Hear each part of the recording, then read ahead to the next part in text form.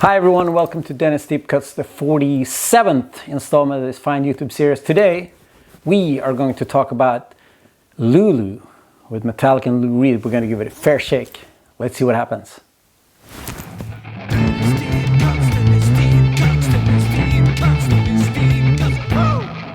So today we're going to do something different here on Dennis Deep Cuts. We're going to start with a new segment called Fair Shake, where we're going to take a record that's divisive, that people hate or it's problematic, and then we're going to give it a fair shake. We're going to listen to it with open minds and open hearts, try to get put our preconceived notions aside and see, is it really that bad? And what better starting point than Metallica, Lou Reed's Lulu. It was pretty hated when it came out.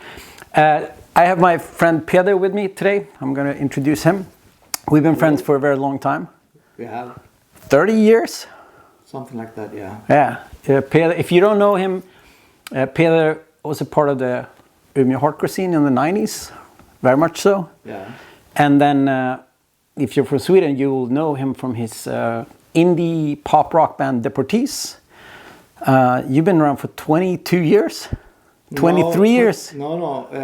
I mean, it's not like you're completely off or anything, but it's 20 years next year. 20 year next year. Yeah. Okay. So 2004, the debut album. Ah, okay. And you just put out a new record. Yeah. It's just whites. It doesn't really, but it's a brand new record called "People Are A Foreign Country. A Foreign Country," and it's your sixth album. Seventh album. Yeah.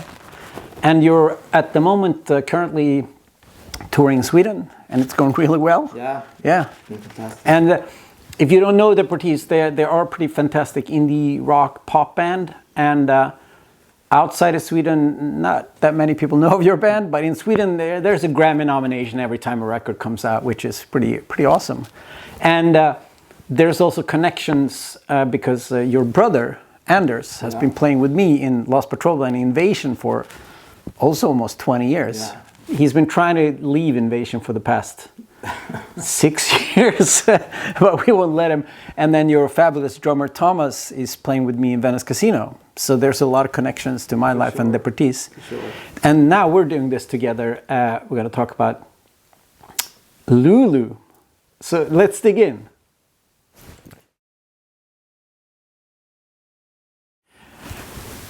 All right, so let's start to dig into this record. What's your relation with Metallica and Lou Reed? Well, if I start with Metallica, growing up in a small village here in Västerbotten in Sweden, Metallica was a big deal, of course. And I wasn't... I didn't listen to them when I was really young, but when I was like, I don't know, 13 or something, and the Black Album came out. It was all over Vindan. I listened to it a lot, and I remember I have a vivid memory in the there was a room in the, what's the English word for fritidsgård? Yeah, the youth center. The youth center. Yeah. And I took my first snooze. All right. And Salva True was playing really loud, and I remember puking a lot, and the older guys were pointing and mocking me. Mocking you for. Yeah. But do you like their music? Are you a Metallica fan? I wouldn't say that I'm a fan, but of course I respect them, and I mean. No, I somewhere in the middle, I guess. I think this is going to be interesting because you're a big fan. I'm a massive fan, and I'm going to say that the early trash. Well, I mean the first, I would say the first 4 records for me are still pretty massive. When the Black Album came out, I was done. I was like, I'm out of here. Okay. I can't deal with this. But there was such a massive influence on me for the first 4 records that they're one of those bands I always kind of kept my eye on. Like, oh, Metallica, what are they up to now? Like, what are they doing? So they have a very, warm place in my heart. I kind of love them, and especially the early stuff. Is it like Kill 'Em All, Justice for All, Metal Puppets? Yes, and also the 4th album. What's that one? Ride the Lightning? Or? No, Ride the Lightning is the second record. Okay. Injustice for was the fourth record. So yeah, I love it. But what about Lou Reed? Are you a Lou Reed fan? That I am. Not like I know every track in his solo career, but as many, like when you're kind of younger indie kid, like Velvet Underground was huge. They were enormous band for me. Yeah, I don't know. He's like he's an icon, and I really admire him. And yeah, so Lou Reed is. Yeah. I love Lou Reed. I've talked about the Velvet Underground on this show already. I have not every Lou Reed solo record, but I have a good 10 of them or something like that. And I think he's a fascinating character. He was a fascinating character. And today we're going to talk about his final album. Yeah. Which is pretty wild. For sure. That this is his swan song. This is the way he went out. With the bang, I must say. So let's do a little bit. I mean, it started because famous people do stuff together, and then they can't help themselves, and they need to do more stuff together. Because Lou Reed and Metallica did a song in the 2009 Rock and Roll Hall of Fame induction celebration, where they played a song together, and then they became enamored with each other and said, let's record music together. And that's how this project started. And I think it's a kind of common, like famous people get together and they want to do stuff together because, you know, they're famous. I think maybe I kind of love that idea with Metallica and Lou Reed doing stuff together, but there might have been other bands that might have been more suited for what Lou Reed was trying to do. Or would you agree with that? Yeah, absolutely. I mean, what both of those artists have in common, one of the things is their kind of, how do you say, disregard for the fans. Yes. I mean, Metallica, if you take for example Sankt Anger or something, I mean they have kind of, it has appeared that they haven't given like the fans what they wanted. And the same with Lou Reed. I mean for example, the record Metal Machine Music. Yes. It's 76, 75. Very good. Very good record. Yeah, but I mean, when it came, it was also considered one of the worst records ever made. Yeah, for sure. And later on, it kind of, I know the influential platform Pitchfork, I think last year gave it like an 8.6 or something. For Metal Machine Music. Yeah, and wow. So about this is a misunderstood masterpiece. So I mean that they have that in common, the kind of the disregard for fans' expectations. In a way, so that makes, in that way it makes sense. And both of them, I mean, don't they have like both those, the Lou Reed and Metallica have kind of reputation of being not so easy to work with, I guess. Probably, I guess. Maybe. I think the pairing is weird because they're musically, I mean, I get that they have this commonality that they both kind of go their own way. But that being said, I mean, it is interesting that this is Metallica's lowest charted record since their 1984 record Ride the Lightning, and it's Lou Reed's highest charted record since 1974's Sally Can't Dance, which is interesting. So they put this record out, and for Metallica, it's kind of fiasco. For Lou Reed, he's like, "Oh wow, I'm back, baby! I'm back on the show." Yeah, exactly. So it's quite interesting how that for Metallica it was definitely, and I think that because one of the things with this Fair Shake thing is that I want to go into the music with kind of an open mind, because if you look at Metallica's career.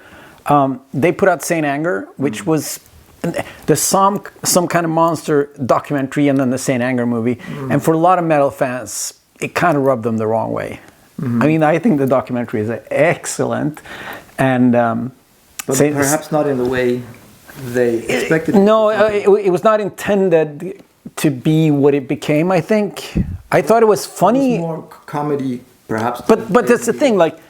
we're not going to talk about the documentary, but with the first time I saw the documentary, I thought it was really funny. And every time I rewatch it, I'm like, yeah, it kind of makes sense. Lars Ulrich, it's kind of like he just wants to play music, and we watch. Yeah, we watch it, and that's actually how this conversation came to be, because we started talking about the Saint Anger record, and then I pitched this idea to you and said, oh, we should do it about Saint Anger, and then I said, no, let's do it about Lulu, because this record is way more hated than Saint Anger. Yeah, and it's also interesting because Metallica put out Death Magnetic, and which was like, as for many people, like as a return to form. It's more old school thrash Metallica, and then this record comes out.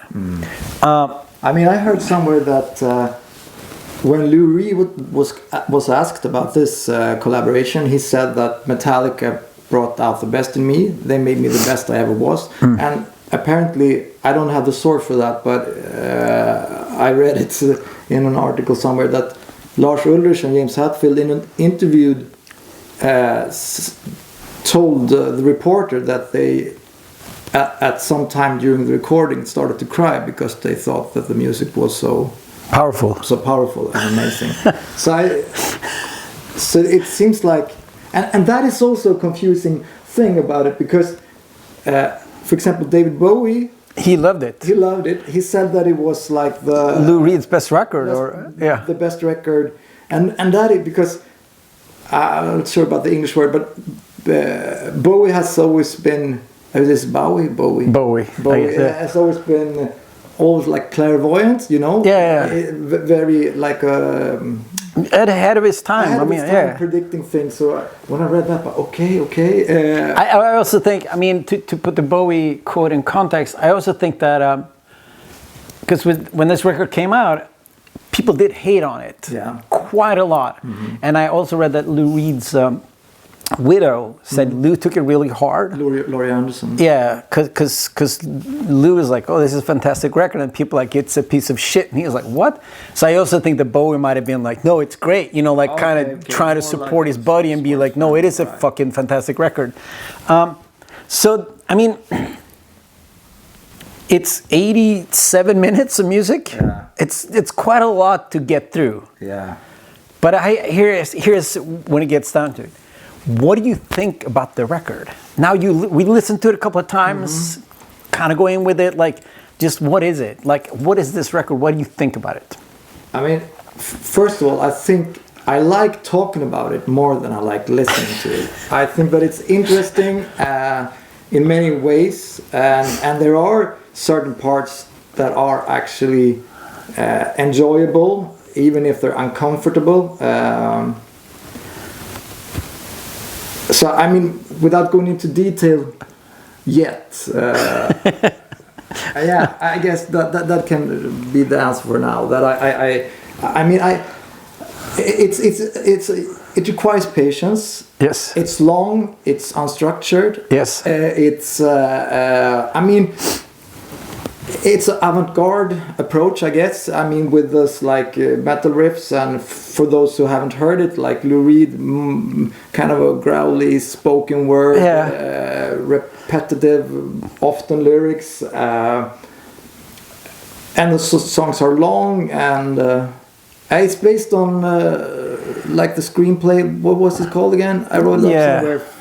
I have a sheet. Paper. We have sheets. Sheet sheets, yeah. It's okay. We need cheat sheets. There was a German screenwriter called Frank Wedekind, so it's like based on his stories about this, his screenplays about this Lulu. So that's another thing. I mean, Lou Reed, he sings from her perspective. Yes. And it's dark. It's pretty wild. Yeah. The lyrical content of this record is pretty out of control. I mean, there's a lot of pretty graphic imagery about sex. I mean, about self-hate, and I mean, one song I think is called "Pumping Blood" is Lulu's inner monologue as Jack the Ripper kills her. Which is, I mean, so take. I mean, if you move out from that and be like, I love Metallica, dude. Yeah. and this is what you get. And you get Lulu's inner monologue when Jack the Ripper kills her. Because, I mean, honestly, like, if you don't know the story and you're just trying to read the lyrics, it's pretty insane. Yeah. It's kind of like, I don't know what's going on here. But there's a lot of, like, really graphic, violent, sexual imagery. Yeah. Which, I mean, I guess it also fits into Lou Reed's... I mean, Velvet Underground, Lou Reed, always been about that, like the S&M and, you know, like that kind of stuff. And there's definitely... It's like almost musically, at times, it's a very flattering comparison for Lulu. But, I mean, sometimes it's like a kind of Venus in Furs vibes to some songs on this record. But, I mean, if you take if we remain in the realm of lyrics, yes. I mean, I guess... This is only me assuming, but I would guess that Lou Reed wrote all the lyrics. Yes, I would say, yeah. And it's like, and some artists, you can put them almost, and that's not always a compliment. They can like excel in very many different contexts, and some can't. And I would say that for James Hetfield, who is a like great rock singer, rhythm guitarist, songwriter, everything. But when he, for example, I think it's the second or third song. I am the rock, I am the table. Yeah, exactly. That lyric, I mean... It makes no sense when he screams it. No, when Hetfield, it's like... He says, I am the table, I am the viewer. Yeah. I am the table, I am the viewer. And actually, which is really weird, he is supposed to say tablet. It's a reference to Moses' tablet. Yes, which he sings, the first time he sings, I'm the tablet, but then he sings, I'm the table. Okay. So I don't know if that's like a mistake or if that's intended, because the first time he sings it, because I was actually reading the lyrics, listening to the record, and I was like, no, it's I'm the tablet. But then the next time, I'm like, no, he's singing I'm the table. Yeah, which definitely the table. Yeah, and then that amused a lot of people that James Hetfield was the table. Yeah. There's a lot of memes about him being a table or something like that. I never saw those. No, but it's the lyrical content is really out there. But then if you look at Lou Reed's career and you look at the stuff that he's done and also the later era Lou Reed records, it's just kind of Lou Reed. Yeah. The lyrics are really long. There's a lot of like long meandering. It just like goes on and on. And I think it is very Lou Reed. And there's not a whole lot of Metallica in the lyrics. I think that's just like, if you're a Metallica fan and you're looking for Metallica, that's not going to be in the lyrics. But do you agree that, I mean, if you talk about Laurie Anderson again and the induction, is that a word, in a Hall of Fame, the posthumous induction of Lou Reed, and she held a speech there when she also kind of referred to it as a masterpiece. I think I wrote somewhere. No, she revealed that Bowie considered the record as a masterpiece. Being ahead of its time, liking it to his album Berlin. That's quite the compliment. But she admitted that she herself struggled with the album, but it was clearly written by someone, this is her words, who understood fear and rage and venom and terror and revenge and love. And I would say that I mean Lou Reed sounds inspired. Yeah. I mean he's angry and he's disgusted and I mean you can feel that he's inspired when you listen to the album. Yeah. And I mean just the lyrical output. For sure. I mean there's so much to dig through, and I mean it feels like he means it. Like this is for real, you know. So I have to say I kind of love this record. Because I like music that's wild and out there. I like music that you have to kind of struggle to get into. I mean, it's insane. Which the first time I really sat down, because I mean, I only heard bits and pieces of it. And I think I was also one of those, like, that's just crazy. And I heard a song or two. I'm like, I don't know, man. But then when first time I sat down to listen to it, I was laughing out loud because of the sheer insanity of what was going on. And then as the record progresses, which I think is probably intentional, because it starts off very kind of the Metallica-esque stuff is at the early stages of the record. And also James Hetfield, I mean, he only sings on 3 songs out of 10. And 2 of those are the first 2 tracks, and then he returns later on. So I think that they put the more Metallica-esque songs in the beginning, because then there are songs that are just like soundscapes with acoustic guitar, and then there's some electronics. Yeah, even electronics. And I think there's a couple of songs where you can sort of hear that they're more written by Lou Reed. Because I mean, there's a couple of songs, at least 2 songs, what the Pale Honey or whatever it's called. No, my notes are a bit more Iced Honey, of course. And also I think that Little Dog, those 2 songs sounds very much like Lou Reed tracks. They're not like this weird riffing, which I think is interesting. But as a whole, it's one of those records that I think it's a beautiful kind of a mess, because it is kind of a mess. It's like the production is a bit weird because it doesn't. But it's not weird in the Sankt Anger kind of way. I mean, it's pretty, that's true. Not standard, but I mean, the metal parts of it, doesn't it? I mean, you're better. Yeah, but I think the problem with the production is that it sounds more like a demo than a finished record. Yeah, it doesn't sound like the snare drum on Saint Anger, that's for sure. But it doesn't sound like. But it doesn't sound weird either. It doesn't sound weird. I think the weirdness comes from the fact that Lou Reed's voice doesn't really gel with the music. It does sound like a band that's riffing, and then Lou Reed just talks in a different location, and then they put it together, kind of. And there's a couple of songs like Iced Honey and those where you can hear that there's more like a natural chord progression. Lou Reed's actually kind of more singing, but most of the time he's just rambling like a complete madman over these kind of meandering heavy riffs, because I think that's the thing too, like Metallica. What does meandering mean? They just go on and on. Okay. On and on and on. Is it like repetitive? Or? Yeah, but it's also repetitive, but without really going anywhere. Okay. Because I think that... so that's not like a neutral... no, meandering is more of a negative negative word. But I would say that, because Metallica is known for their riffage and their structures, and like a lot of their songs have all these different riffs. Yeah. But a lot of these songs, it's just like 1 or 2 riffs. It's just like kind of just repeating, and then it just keeps going and going. And I think the songs are maybe a bit too long, but I do kind of love this record. I think when on repeated listenings, I think it's such a weird, bold statement. I mean, I think one general opinion, not general, but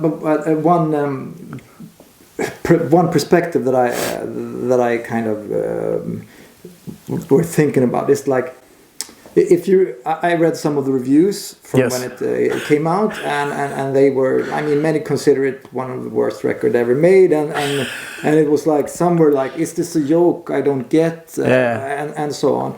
But the main focus in all of these reviews that I read is that they don't meet. I mean, it's like they're not in the same room. It's not like they are, how do you say, playing on each other's strength, or I mean, and I guess that's the general consensus. Definition. Collaboration is like you're enhancing each other's qualities, and they're just and I think I agree with that. They are not.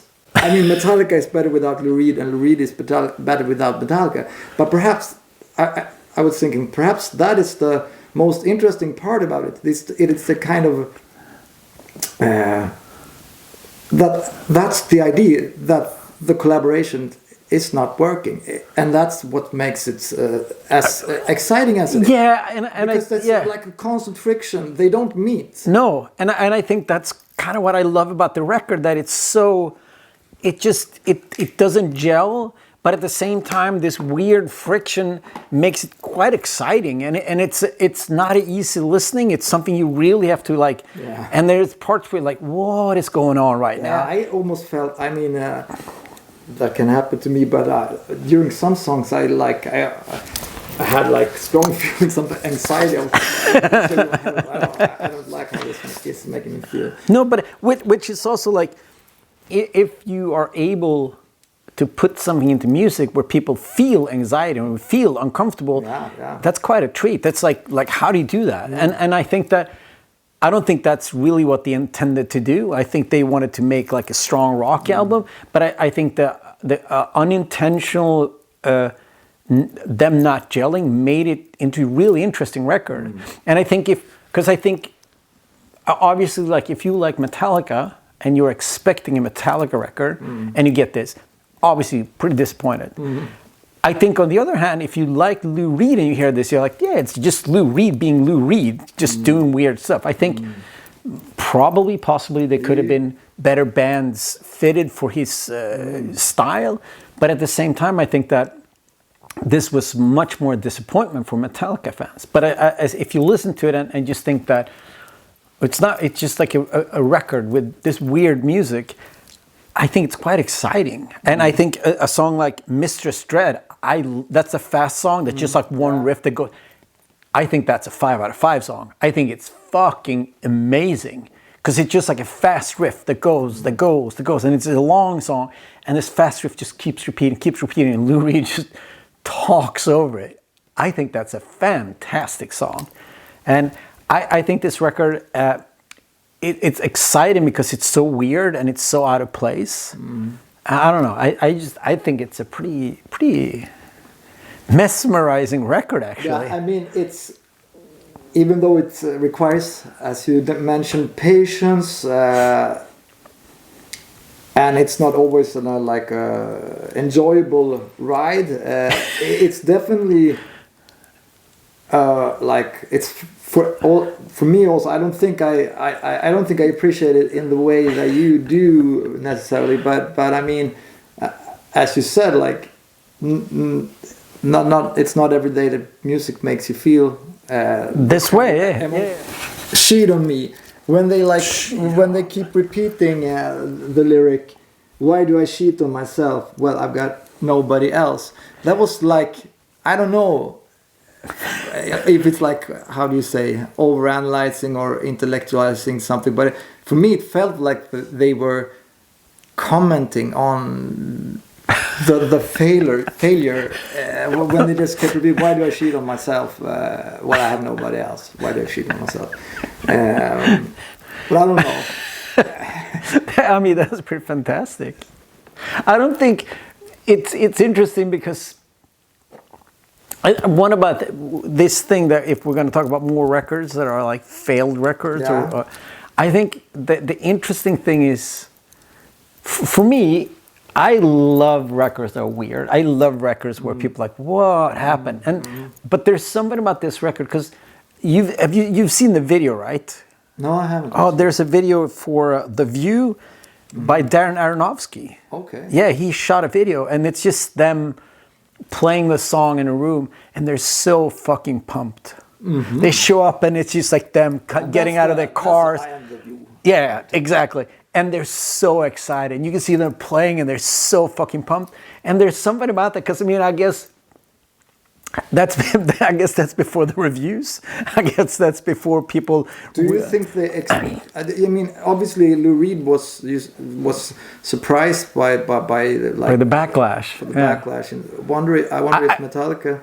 I think they were surprised. I think that because I mean, for a long time this record wasn't on streaming. They took it down from streaming, like. So I think for them, I think they were surprised. Was that like an act of shame, or? I don't know. I mean, if they're not ashamed, even if it doesn't stream a lot, it shouldn't. If you're proud of your record, you don't take it down. But I think that maybe it was. I mean, the backlash from Metallica was pretty severe. I mean, people really did not like this record. The metal fans did not understand this record. I think one of the interesting facets of this record is that. Lars Ulrich is a drummer. When Metallica was like a thrash metal band, his drumming really suited that. And then when they became like a rock band, he's an awkward drummer. I don't think he's a bad drummer. He's just a weird drummer. Yeah. And on a couple of songs on this record, when they're trying to do just like kind of rock, his drumming is I mean, it doesn't groove really. But it's interesting because Lars Ulrich is the avant-garde guy. Like, he's the guy that kept pushing for this. He's like the guy like, oh, we're doing shit with Lou Reed. Like, and he's still the guy that's out there defending this record.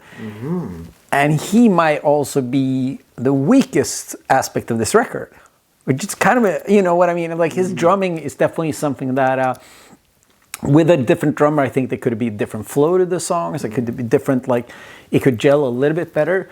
But his drumming is really square, and I mean, it is kind of what it is. But it's interesting because he's like the, you know, the one behind this whole operation. If you, as you said, it's no surprise that he defends the record because, I mean, once again, reference to some kind of monster documentary. He, like, you remember that scene when he plays these really, really weird drums? Yes. Because, like, he it's like he wants to comment on the. He thinks the riff is too stock. It's too stock. Yeah. That's what he's saying. And he plays like these super awkward drum beats, and everyone in the room is like, "What are you doing?" He's like, you know. Yeah, and that drum beat. Now we got to play some of those, but it's not. The drums aren't necessarily. I mean, in some songs where there's like spoken word parts where it's mostly Lou Reed's voice, it's some unexpected fills and stuff. But I mean, it's not like it's what's the English word? It's not like it's weird. Time structure. Time structure. Yeah. No, it's like, I mean, I like. Or maybe there is, but I. No, but it's a pretty straightforward record as far as like just the tempos and like the time signatures. I think it's pretty straightforward. There's a couple of times which I kind of loved where there's like, I can't remember the song, where there's like a really, like, as you said, like there's like a soundscape and then Lou Reed's talking and then Lars is just filling. Which I'm like, that's so insane. But I mean, I guess if you're going for a more avant-gardistic approach, it kind of makes sense. Yeah. But would you say that, I mean, because it's not a Metallica record, I would say that's way more a Lou Reed record than a Metallica record. Because it's not a metal record, it is some weird hybrid of like, it has these metal riffs, but I would definitely say that it's a more avant-garde rock record. Yeah, I mean, once again, some of the reviews, they were more like, they were saying that they consider the music to sound a bit like alternative music from the 90s. I don't know if I agree with that. No, not really. I don't think so. I mean, it's grungy, but I don't. Yeah, but I think it's just like, I think the thing is that it's Metallica just playing rock, but Metallica being as muscular and as metal as they are, when they play rock, it's still kind of metal, and I don't think it's grungy. I think it is, in that sense, it's more metal. But I think the record as a whole, I think the record is a very like avant-garde type of record. It's like an avant-garde record, and I think that. If you're just like a, random Metallica fan, I get it that this would be problematic. But I mean, one thing that I really enjoy with the album is, with the feelings I get from the album is like, it kind of communicates a sense of independence and freedom. That these people. They do what they want. Yep. And there's something kind of inspiring about that. I mean, they really don't care. Yeah. I mean, Lou Reed, I mean, he was pretty big in the 70s. Which year was Walk on the Wild Side and that stuff. And of course, his legacy with an underground and Metallica is, I mean, they're one of the biggest bands in the world. And I mean, it's a rare thing, really. I mean, how many artists on that level is like, we do what we want, we do what we feel like, and like it or not. I mean, for me, that's very inspiring. Yeah, and I think it's like brave. It is brave. That's one of my notes. I wrote. It's a very brave record because it's so like it balls out in a way that very few records are this insane. Yeah. Because I mean, the pairing is crazy. The way they interact is kind of crazy. The story is fucking insane. The lyrical content is fucking wild.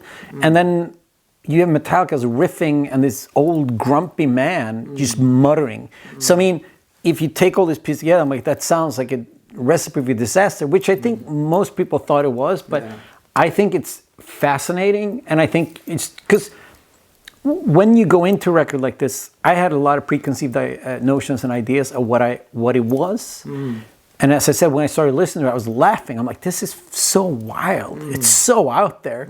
And after repeated listenings, it's not a flawless record. There's a lot of stuff on it that I'm like, this song's way too long. And but all in all, I think it's such a bold and brave piece of music. And as you said, it's just like, we don't care. We're just going to put this out. I do think that maybe they cared more than they would like to show. Because I think, that they're like, oh, we're doing this really cool thing. And then people were like, what the fuck? And they're like, we don't really care.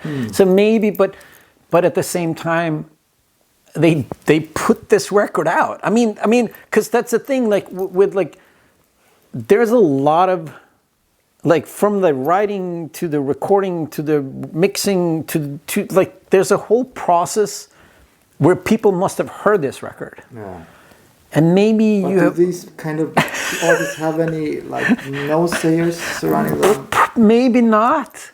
I mean, I read an interview with Lou Reed from like I don't remember, but early 2000s or something, and he was asked about metal machine music. Yeah. And he said that the myth surrounding this record is that I did it to get out of a record contract deal.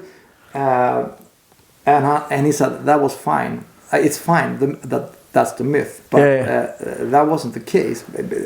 He said, "I love records, and I love making records." This is not a direct quote. But, you're paraphrasing. You're paraphrasing, but he said, "And I would never do a record that I didn't think that people wanted to listen to." So he kind of. He stood by it, even though he kind of accepted the myth that he did it as a fuck you to the record label. So I mean, looking at that statement in the light of Lulu, and of course he stood by Lulu as well. Yeah, it's also his final album. Which year did he die again? I don't know on the top of my head. A couple of years after, not that long after the record came out. This is also interesting. It's Lou Reed's 25th record. Really? And I'm not even counting the Velvet Underground records. He did 25 solo records. His 25th solo record. And then I'm not all of them here. Not all of them, but a lot of them are. And that's not including live albums and Velvet Underground. Really? And it's Metallica's 10th record. Yeah. When I asked you about this, and we said, what were you expecting when you sat down to listen to this record? I don't know. Because did you hear anything from this record before? No. What were you expecting, and what was your initial reaction? Well, I don't know, but I think that I expected something at least similar to this. I mean that Lou Reed would be Lou Reed and Metallica would be Metallica. Yes. And that they would clash in a way, they would collide, not blue. But the first time I listened to it, I was taking a walk and I had my headphones on, and I had a hard time getting through the album. I was like, I kind of wanted it to stop, but I wanted to. I mean, the segment is called Fair Shake, right? Yeah. So I wanted to give it a fair shake, but it grew on me, and I'm not saying that I listened to it 10 times or even 5, but maybe 3 or 4 times back to back. And it, I don't know what would happen on the 10th time either, but I mean, if you want your art experience I mean, to affect you in ways that you're not used to, perhaps. I would recommend it, but it requires patience and it requires time. It's not something you put on at a dinner party or something. I guess you could. Or maybe. But I would say, because I think that's a really great point, because I love Metallica. There are very few Metallica records that makes me feel like this record. And the artistic statement of putting out a record that makes you, because I mean, you can, it's fine, or it's Saint Anger, the snare drum is crazy, but apart from like that kind of stuff, it's like, it's a good record, it's a, but this record transcends that, I think. It's like the artistic statement of what this record is so beyond anything that Metallica has done, which is because of Lou Reed, I think, because him being involved in this mix.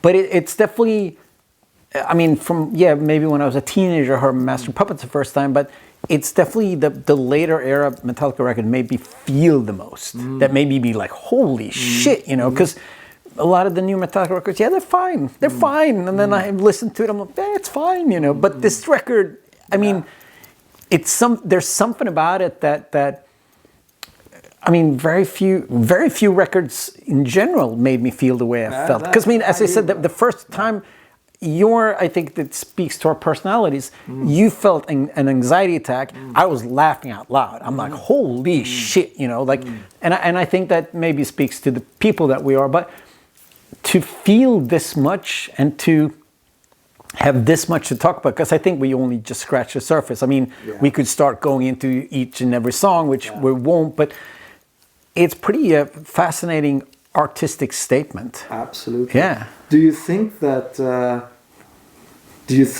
we that it will be is revalued the right? Yeah. Or do you think that like the time will in time that it will be? I mean, I think already people are starting to soften up to it a little bit. Really? Yeah, especially compared to like the scathing reviews that it got when it came out. But I also think that because, which I wanted to do in this like segment that we're doing, is just like listen to the music without all these like how you expect it to sound, or like, okay, I love Metallica, so then I have to compare it to Master Puppets or Ride the Lightning, which might be my favorite Metallica record. But Ride Lightning, the second one, might be my favorite. But if you don't compare it to that and just take this as a statement on its own, I think that's the interesting part about this conversation. And I think that hopefully we'll find more records that we can talk to and kind of let them stand on their own, because I think this and I know this as a musician. You put something out that a lot of people love, and then everything you do gets compared to that record that everybody loves, which can be quite frustrating. But what about like if we get rid of that? I mean, it's difficult because I grew up loving Metallica and I love Lou Reed. So, but if you can get rid of that and just listen to the music, I have to say that Lulu is a record that in the last couple of years, it made me feel things I never felt with any other record. I don't know if that's good or bad, but it is a fact. And for me, once again, returning to the point I was trying to make about some of its strength is that the collaboration isn't working. Yes. That's I mean, I think that's such an interesting aspect of this album. I mean, like, and I don't know if I have any other examples in my own when I think about other records in history that, I mean, they just don't meet. Yeah, and I think a lot of times when people collaborate, it just like it's fine, or like that person is singing with that band, and it's fine. But the sum of all the parts on this record is so wildly different from any other collaboration record too, because usually, like as you said, you play on each other's strength and then you do something that's a bit bigger. But this is a record that's like it just doesn't sound like any other collaboration, which is pretty fascinating. Do you think any of the viewers will give it a chance? I hope you will. I mean, if you love Metallica, but if you like Lou Reed, or if you like avant-garde music, or if you like music that I love music that's a bit of a struggle, and this record's definitely a bit of a struggle. But I mean, start with a song like Mistress Dread. I think it's such a fantastic song. And then there's a couple of songs on the record that are more just artsy and kind of haunting and weird. Because I think that the stuff that sounds, for me, the stuff that works the least is the stuff that sounds the most like Metallica. When it sounds more like a strange Lou Reed record, that's when I think it's the most exciting. I guess, I mean, the juxtaposition between like Metallica's riffing and James Hetfield screaming with Lou Reed is also quite fascinating, but it doesn't really work. But I think that some of the stuff where it works is just when it's more Lou Reed-esque, but I don't know. It's a super fascinating record. Give it a fair shake. We'll give it a fair shake. I think we did. So yeah, that's it. Do you have any other records that we should dig into and we should really listen to with an open mind? You know, records that became hated when they got released, or they're very divisive, or they're problematic for reasons. We're going to give it a fair shake, and we're going to listen to it. Yeah. Thank you, Peder, for being a part of this Lulu conversation. Thank you for checking out the YouTube channel. And until next time, stay well, my friends. Bye-bye. Bye.